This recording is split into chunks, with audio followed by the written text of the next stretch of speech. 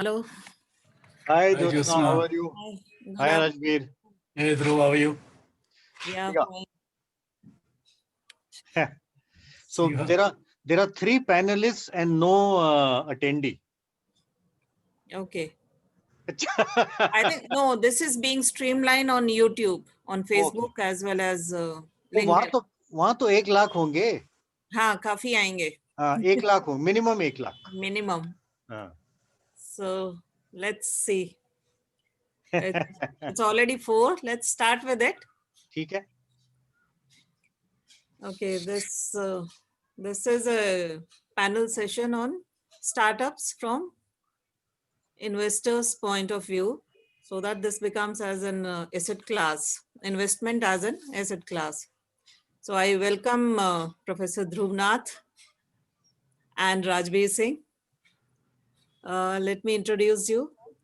Professor Dhruv Nath, he has been professor in MDI, and now he's director and lead angels. Earlier, he was with NIIT as a senior vice president. So he's alumni from 77 batch. Welcome, Dhruv Nath. Thank you. Let's go ahead. And now I welcome Rajbir Singh, who is alumni from 86 batch. He is a co-founder and lead mentor in joint mentoring program of FITT, which is being done in IIT Delhi only. So earlier he has worked with IBM, TCS, HCL, and Oracle. And there are a number of other laurels which you can talk about it. So I would start with the session immediately. Let's start with Professor Dhruv Nath. I've also heard that you have written a book on funding. So let's see what you have written and what are your ideas about investment as an asset class in the startups? Okay, great. Thank you so much, Jyotsna. Hi, Jyotsna. Hi, Rajbir. Rajbir was, I think, 9 years junior to me, so I could not have ragged you. Are you seeking an opportunity now? Boss, opportunity is always there. So That's true. the one thing Jyotsna did not mention about my background is that I was from Aravali Hostel. I mean, that's probably more important than anything else. 1972 to 77. I also did my PhD in computer science from IIT Delhi, but at that time I wasn't staying in a hostel. So anyway, that's my background. Now, what I think I will do is, I have been a professor. I've just retired about 27 days back. And professors, the only real competence they have is in making PPT. So I made a PPT. Okay. And the second thing I must warn you about, Rajbir, is professors एक बार बोलना शुरू करते हैं ना तो रुकते नहीं है. So I'm not sure you'll get a chance. So I'm prepared for that, Dhruv. That's fine. Achha, okay. Oh, see. So I heard about you, and I know I was at NIIT briefly, and you taught us in our seed program. So Oh, okay. Oh, I interesting. know you from there. So oh, wow. Okay, so wonderful. was, Great. Yeah, Great. 92. We'll catch up after this. 92 batch. Yeah, sure. Okay, great. Okay, so let me quickly share my screen. And Jyotsna, if I am taking too much time, you have to tell me to shut up. Okay, sure. ठीक है? आराम से बोल देना shut up, because मेरी बीवी हमेशा मुझे यही बोलती है. Oh God.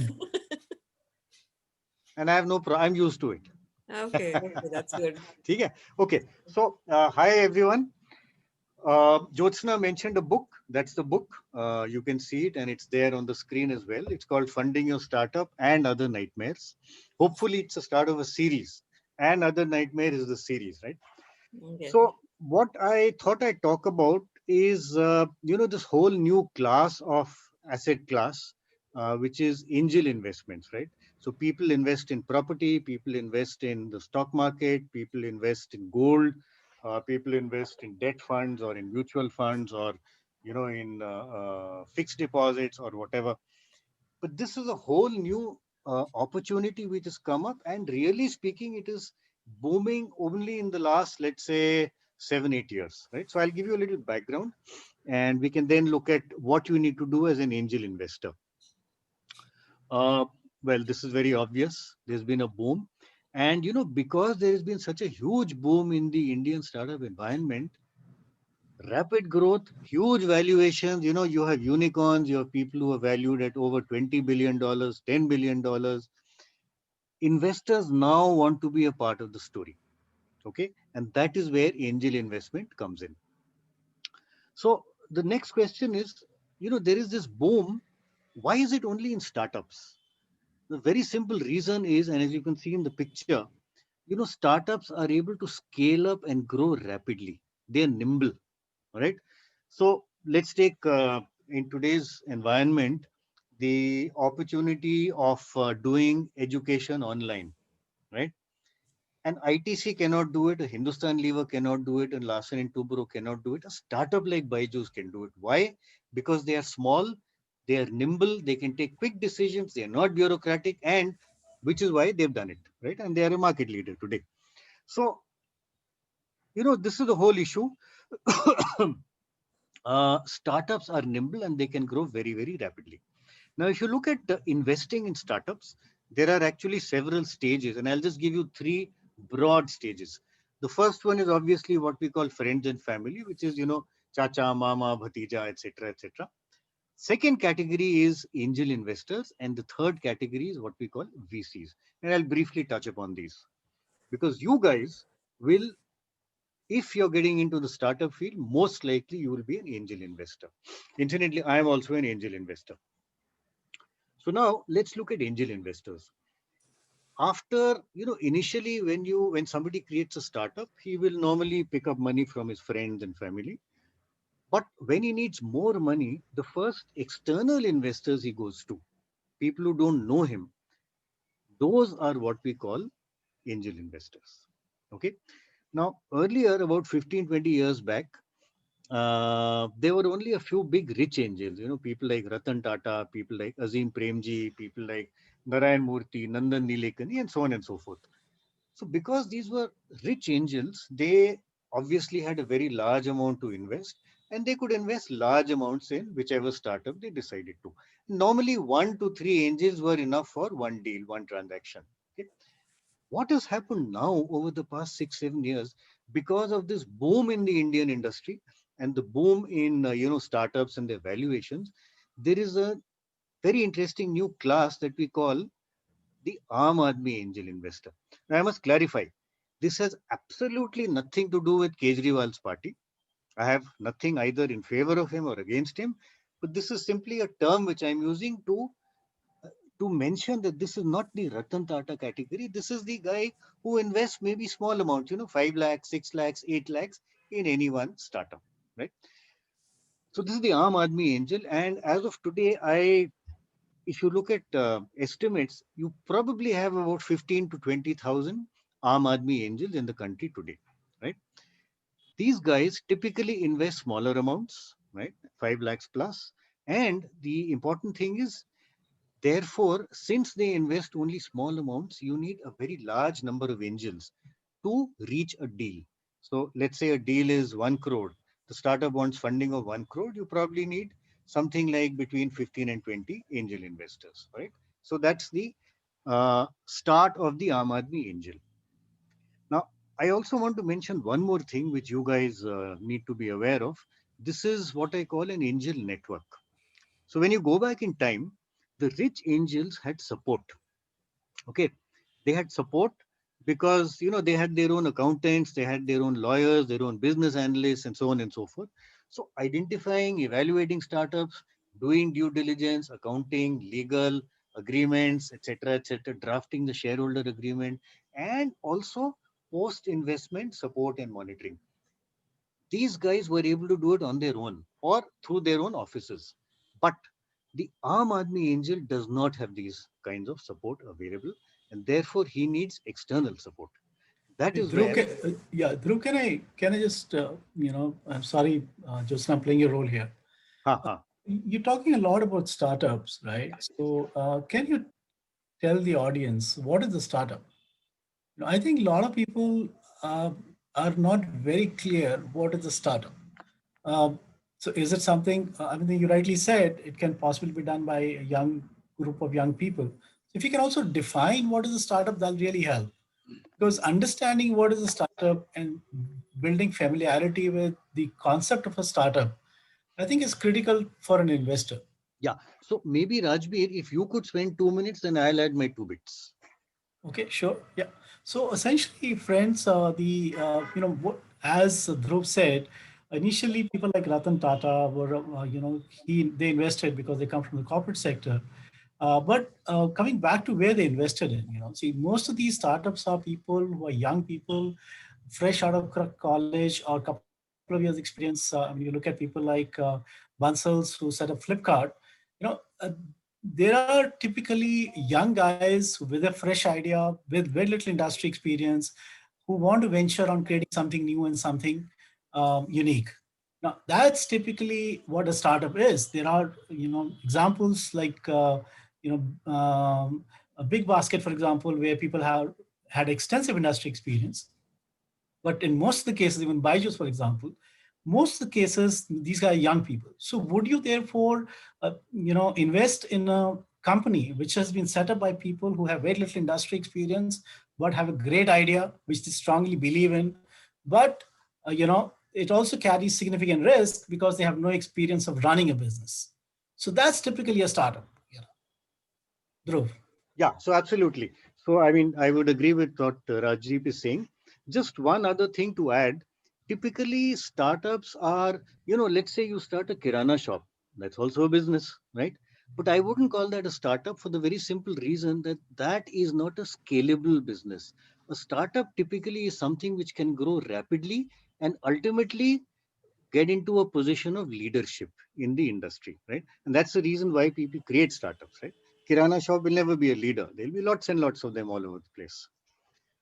Yeah, So, that's what they aspire to do, actually. yeah. They want So, to, they want to change the world. sorry. I said they want to change the world, the startup They guy. want exactly. They want to Yeah. change the world. They want to disrupt the world. They want to Byju's, disrupt for the world. instance, like Rajvi very rightly said, Byju's is doing what?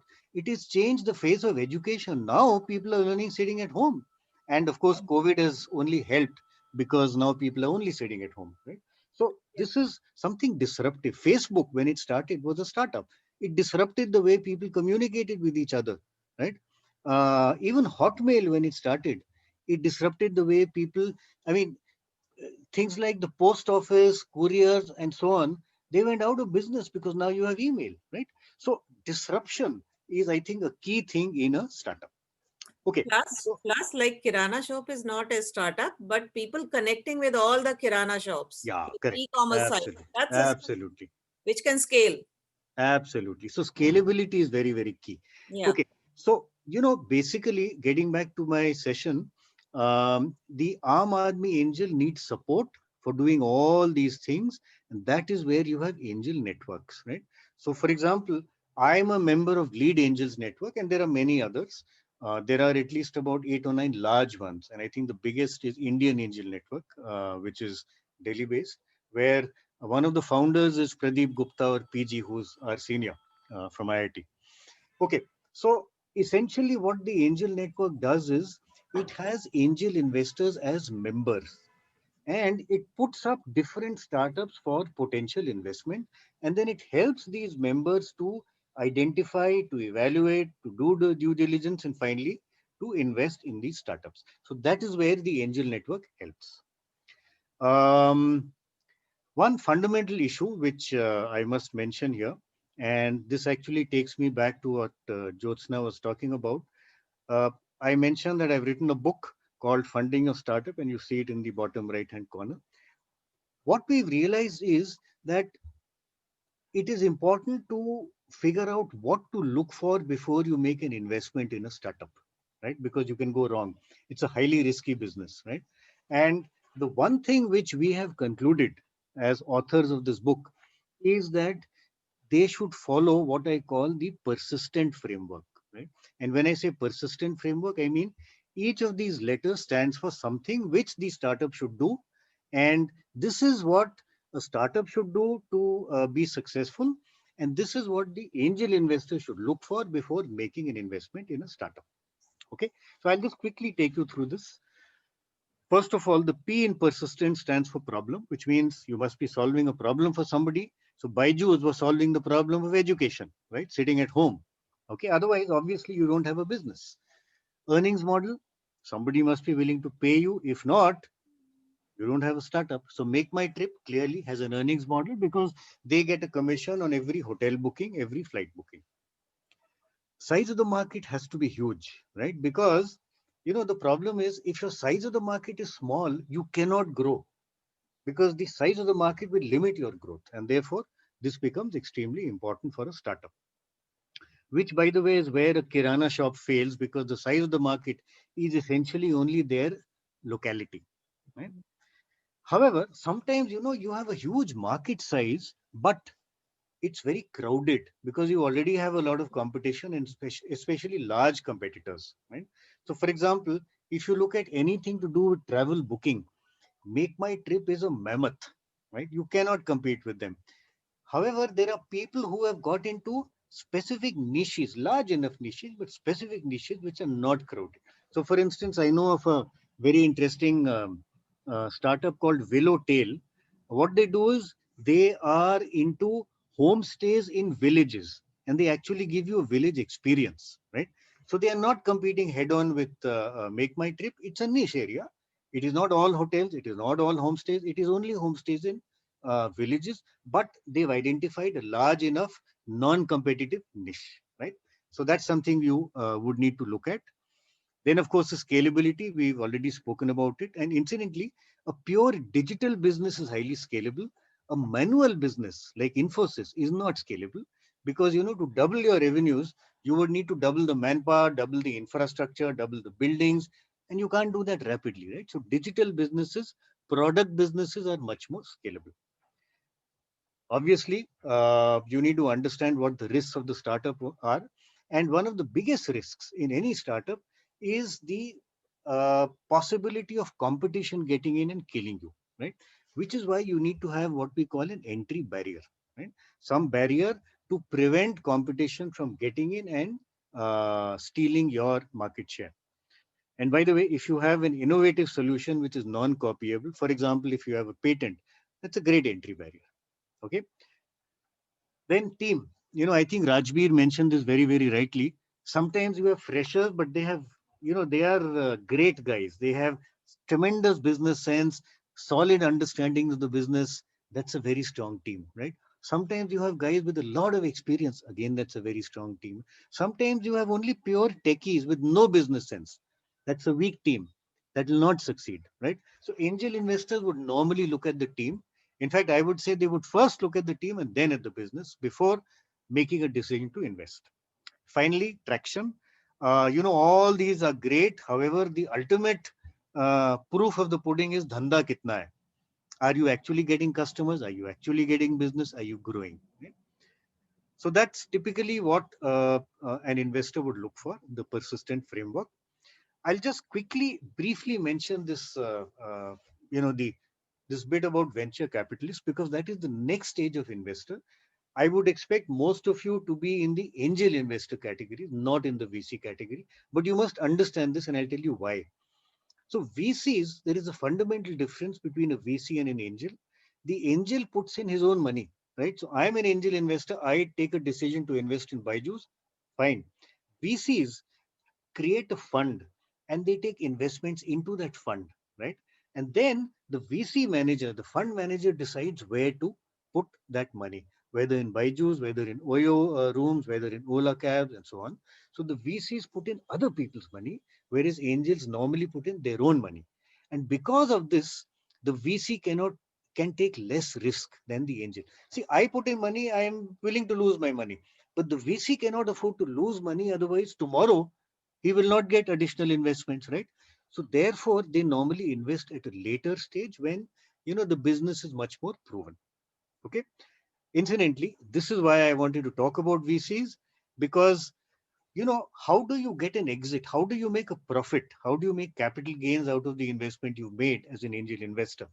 You put in money, At some stage, maybe the next stage of investment, or one stage later or two stages later, some VC hopefully will invest in your company and buy your shares. That is how you will get an exit, and hopefully they will buy it at a higher valuation than the valuation at which you bought your shares, right? So which is where VCs come into the picture. Incidentally, this is just to give you a sense. Angel funding normally goes up to about 3 crores, although each angel can put in anywhere from 5 lakhs upwards. Then VCs, we have a Series A, which is $1 to $3 million, Series B, 3 to 5 million, Series C, 5 to 10 million, and so on. But these are ballpark figures, right?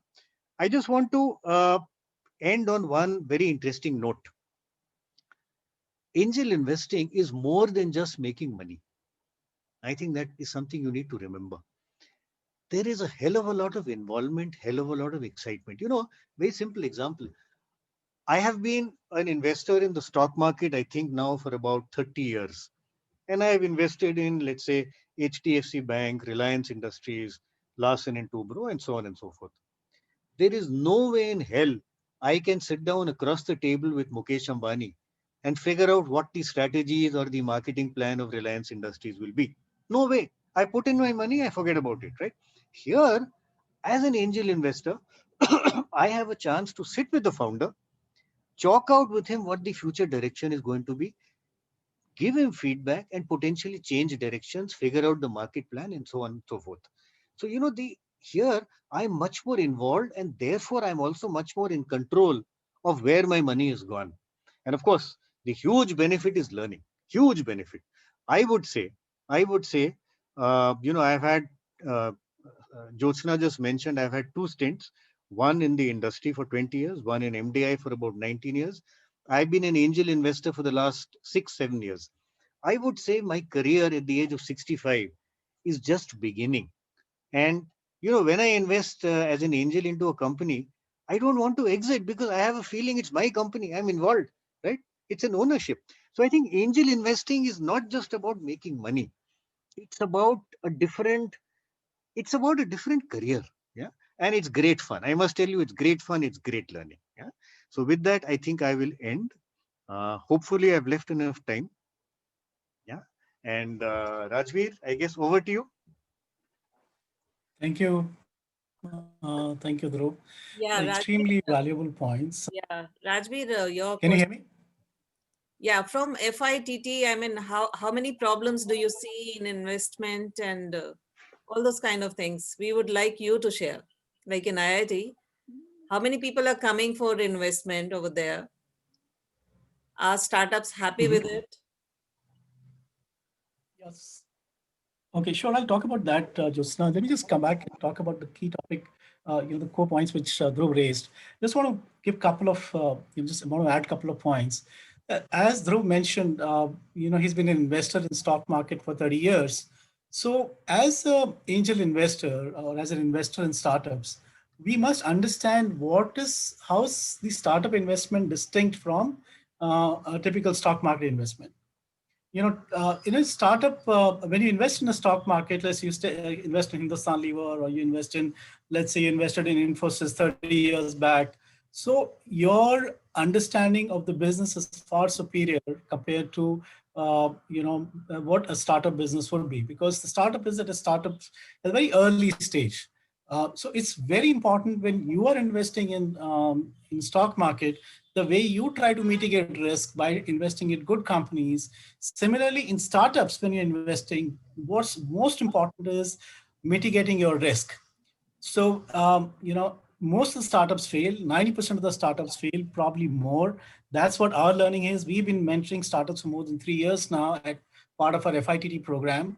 And most of the startups, they don't go beyond a couple of years. And therefore, as an investor, it's extremely important that you mitigate risk. And how do you mitigate risk? You mitigate risk by acquiring a deeper understanding of the sector you're investing in, understand what kind of life cycle typically a startup has, what kind of challenges it faces in first couple of years, and then after that, how does it actually scale? And most of the companies actually fail after first couple of years. There's a huge chasm, at that stage. Build familiarity with the team. Try to understand who are you investing in. There's It's more important to invest in a good team and not so much in a great idea. While idea is important, but team is more important than idea. More often than not, you will see successful startups, they change their ideas multiple times before they become successful. So you must invest in a good team. Invest in a team which has good track record of doing something in the past, maybe even failing in the past, but learning from that and moving ahead. So learn to mitigate risk by doing a few things like this. Understand the team better, understand the sector better, understand the life cycle and journey of a startup. There are many more things, but if you kind of start by developing deeper understanding of these aspects of a startup, that really help. Another way to mitigate risk is you invest use a portfolio strategy. You invest as a group. Okay, that's one strategy where a portfolio means one is a portfolio of startups. Second is you invest in a group together. So typically in angels, they invest in a large, like Indian Angel Network, for example, Dhruv talked about, there are about 50, 60 people who evaluate a startup together. There are multiple networks like that who operate as groups. You can create your own group through your friends and family whom you know well and you trust, and create a small group and identify one or two people who can do the due diligence, and you can invest like that. So invest in groups, number one. Number two, invest in multiple startups. As Dhruv said, one of the startups can do exceptionally well, and even if out of 10, 9 fail, but one does a great, one creates great value and creates a great valuation in the process, you would have made your money. They would have probably created 10x or 20x wealth for you. And even if others, 3 or 7 out of 10 fail, a couple of them give you even returns, in net you make good money. So invest in groups, take the portfolio approach, build familiarity with the industry, build familiarity with the team. These are some of the tenets I have learned are extremely important, helpful. Dhruv, is that perfect? So can I just add one thing? Yeah. I'll just amplify what Rajbir just mentioned. Right in the beginning of a business, at the time of starting up, you actually have no clue what direction the business will take, right? And typically a good team, a good founder will keep pivoting several times before he stabilizes on what the business is, right? Yes. And therefore, as an angel investor, yes, you look at the business, undoubtedly, you look at the sector broadly, right? But the team, which is what I mentioned in my persistent model and which is what Rajbir also mentioned, the team becomes extremely important. I'll give you one very simple example, right? Jyotsna, I have time for a 2-minute story? Yes. Huh? Okay, done. 20-minute story? Chalo, 2 minutes. Okay. Keep it short. Okay. Keep it short. So, please. In the year 2014, right, the Prime Minister had announced Swachh Bharat Abhiyan, right? And that was in August 2014. And I think in October 2014, 2 months after that, we at Lead Angels Network, we had a presentation by a very interesting group of young engineers, 3 engineers. They had created what they called a waterless urinal. Okay. Now, suddenly, we were investors and we were angel investors and we were all sitting in a conference room at the India Habitat Center, and suddenly we woke up. Boss, ye kya ho gaya? Because, the Prime Minister had announced the fact that 2 crore toilets or whatever number were to be constructed. Pani kahan hai? Where the hell is the water? Where will they be maintained? Right? Suddenly, these guys have come up with a brilliant solution where, the toilets would not need water, or at least not need water frequently. Okay. And we had a lot of engineers there. In fact, we had a lot of IIT Delhi engineers amongst the angel investors. And we said, okay, let us evaluate this design in some detail. Let us look at, their business model. But this seems to be a brilliant opportunity to invest in. So we asked them one question. We said, look, how will you market this?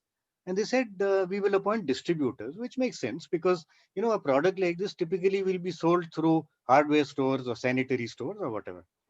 Bahut badhiya. So we said, okay, give us a month or month and a half, but jaldi se distributor appoint karo because, somebody else can pick up the same idea and run. हाँ जी हम करेंगे फटाफट करेंगे sir, no problem sir.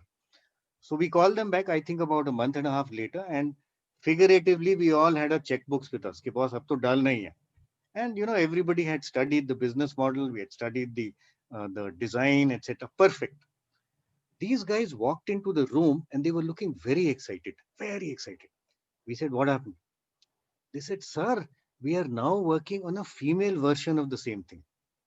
So we said, hang on, boss. You had a waterless urinal male version. What happened to that? हाँ sir, वो है sir. What happened to the distributors you had to appoint? Sir, we will do it. Let us first focus on the female version after that. We said, boss, these guys have zero business sense.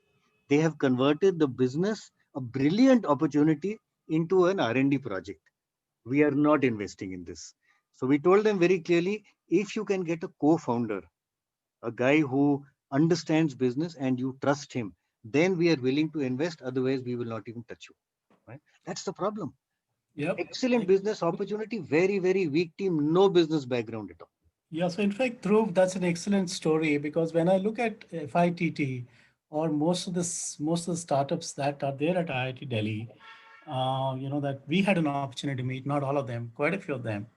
A lot of them are very close to the product. Yeah.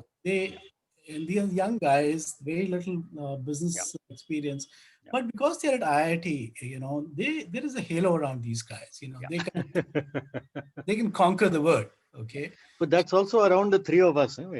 Yeah. So they're not real, So they're not real. They're so close to the product. And so therefore, a lot of them make it into an R&D lab. It's such absolutely, that's what they do actually. Exactly. Right. And so that's the reason why we set up this mentoring program, wherein this is a joint mentoring program between IIT Delhi and IIM Bangalore.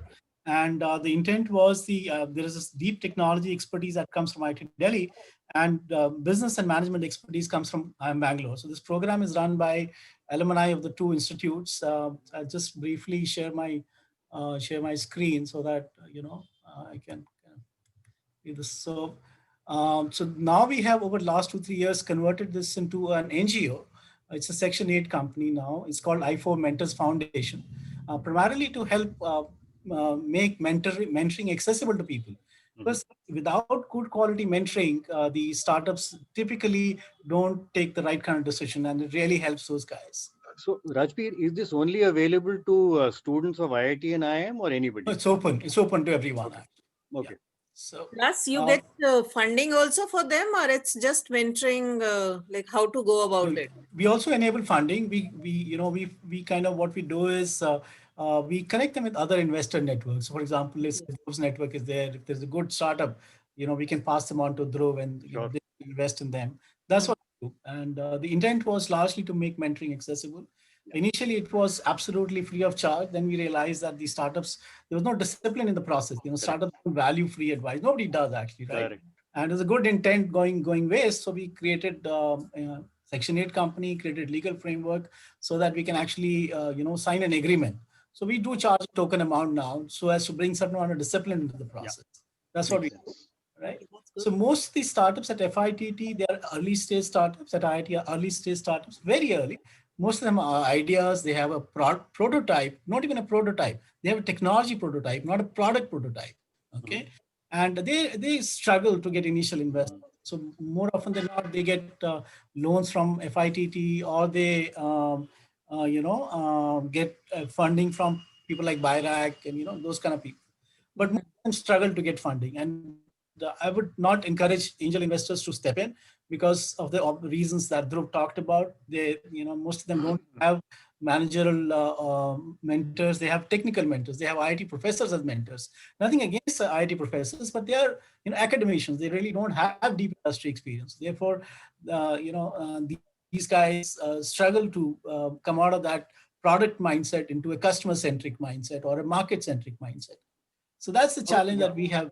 However, Rajbir, just to add to that, there are times when you get real gems from the IIT stable. Oh, absolutely. Absolutely. Yes. Recently we came across one very interesting company called Sanfe, which is into women's hygiene products. Sanfe was mentored by us. Mentored by us. Flex Motive was another company which we mentored at the beginning. But at the same time, you realize, there's some of them do well, but Sanfe, for example, it's a great example of somebody of a company which is a great follower. It didn't have a great innovation in its own products, but they did a great job of following the leader. Yeah. But great execution. So Archit is a great guy, very smart guy in terms of very quick at uptake. So he would come to us, pick up the ideas, then go and do execute extremely well.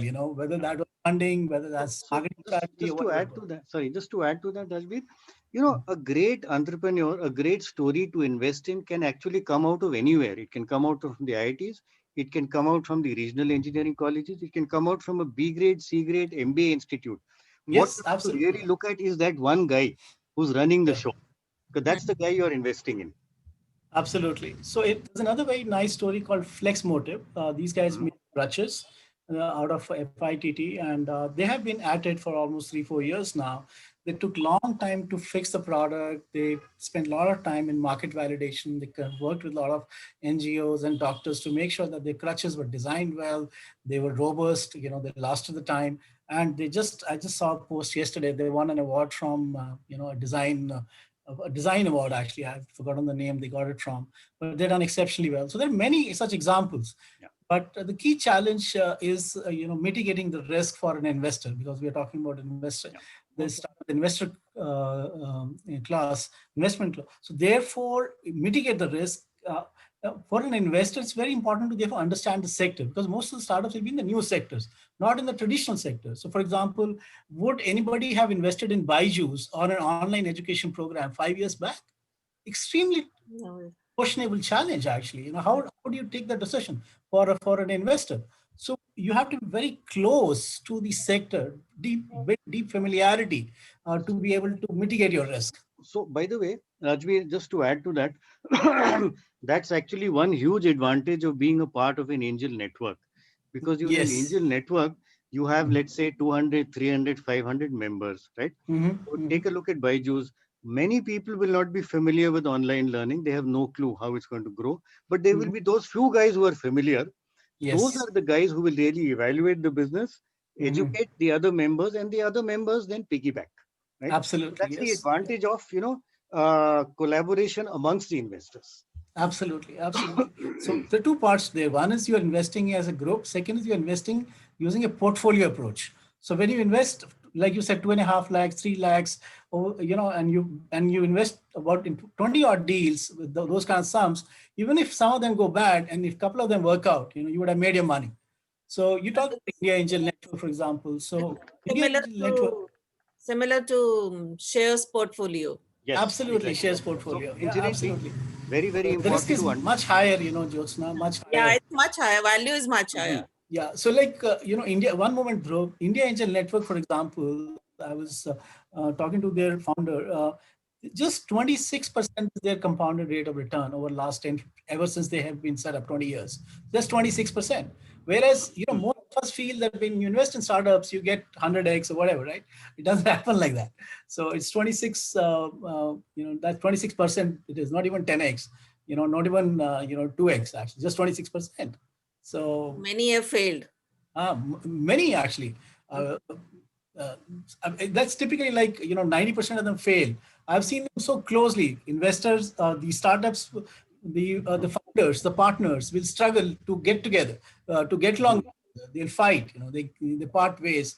They struggle to take decisions, and a lot of them become R&D labs. So there's another one, Dhruv, called Vecmo, which is into electric vehicle battery management technology. So when they came to us first time, they were into 5 businesses. So it took us a lot of effort to get them to focus on one business. So it was a successful venture, actually. So incidentally, the risk that Rajbir has mentioned, that is again, so I keep getting back to angel networks. The one advantage of an angel network is that before a guy is invested in, before a startup is invested in, it goes through several stages of filtering, right? So for instance, at Lead Angels, and that's only an example, uh, every month we get about 100 applicants for funding, right? They get filtered down at multiple stages, and finally possibly only 1 out of these 100 get funded.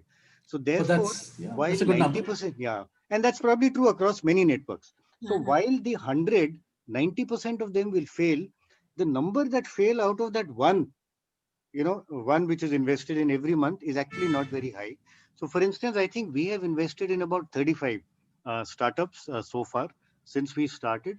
And the number that has failed would be around 6 or 7, right? Oh, Which is that's a actually good a record. very good, Yeah, very good very record. good deal, because there is so much filtration. And if you only operate as a pure individual, your risk levels, your failure rates will be much higher.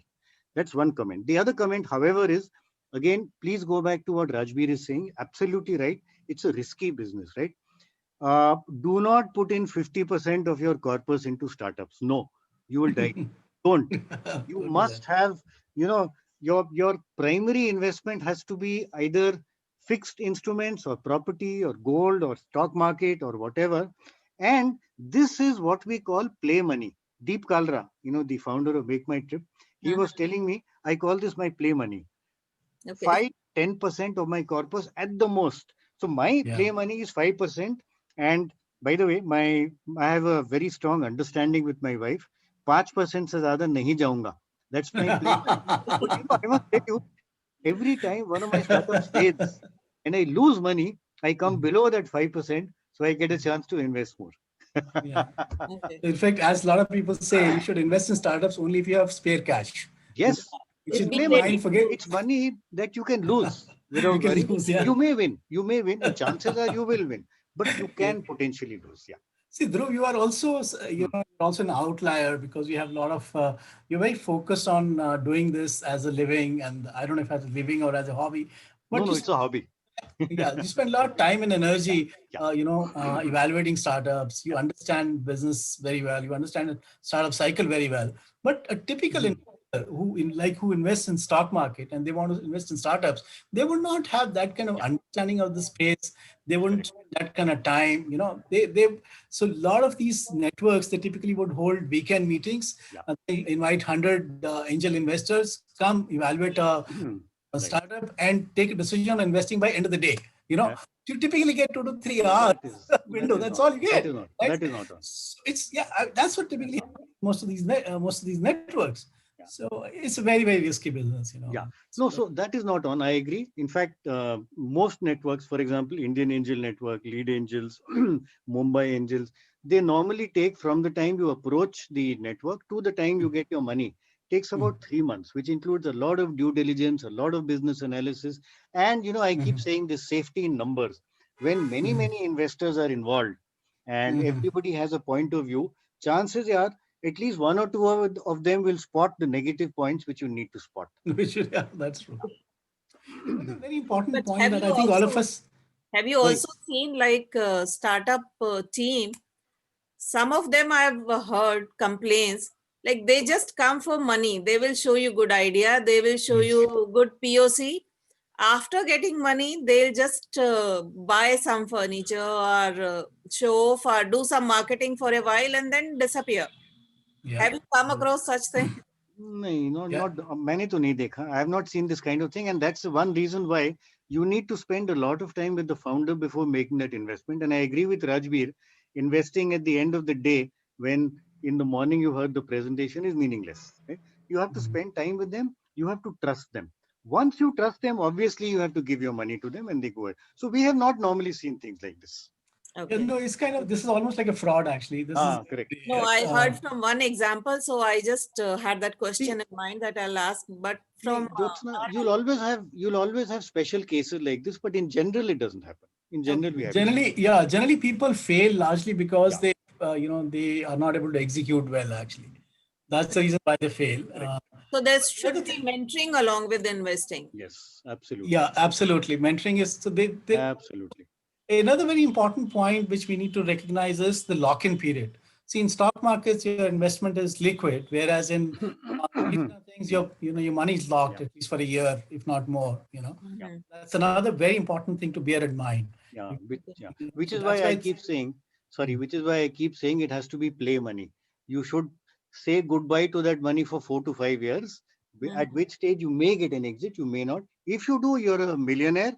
If not, koi baat nahi. It doesn't matter because that was play money. Okay.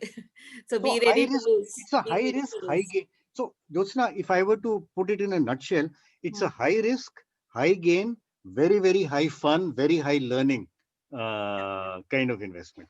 Okay. Yeah, so extremely important that it's a spare cash that you're investing, not more than 5 to 10%. That Yeah. is true. That is true. That is true. Yeah. So I Any hope other? more alumni would come and invest in IIT startups in FITT maybe. Rajbir, you have to follow them up and call more Yes. funding angel networks. Sure. And they're most welcome to come and join the mentoring program also. Okay. It's an open In fact, program. in fact, maybe I will. I'll contact you. Sure, Mhm. Dhruv. Yeah. Anybody's welcome to join. Yeah. You don't have to, you learn. There's so much of learning because you kind of, it's an open network because we operate in a group. Therefore, you learn from each other. Ah, Okay.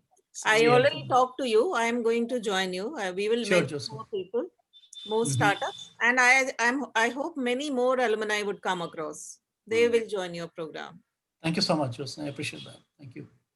Thanks, and Dhruv. many more would have money also to invest. Yeah, that'd be wonderful. but play money. Pay money, yeah. Something that we can invest in, because a lot of these startups really need very small amounts because they're very early stage. They need 10 to 15 lakhs, but obviously it's very difficult to, if there are people who can spare some CSR funds, FITT startups actually need CSR fund, some 10 to 15 lakhs, product development, doing prototype development. If there are people on the, out there who can help us with CSR funds, that'll be really wonderful. Okay. That's why we made this an NGO, so that we can't take money, we can only give money to the startups. Yeah. That will be in specific sectors, I guess.